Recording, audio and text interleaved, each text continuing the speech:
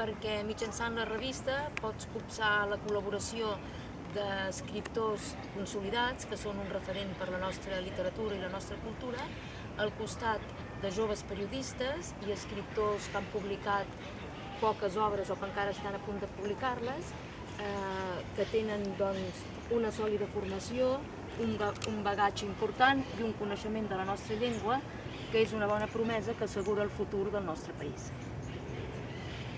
Tornem a fer-ho una miqueta més breu, potser? Val, una mica?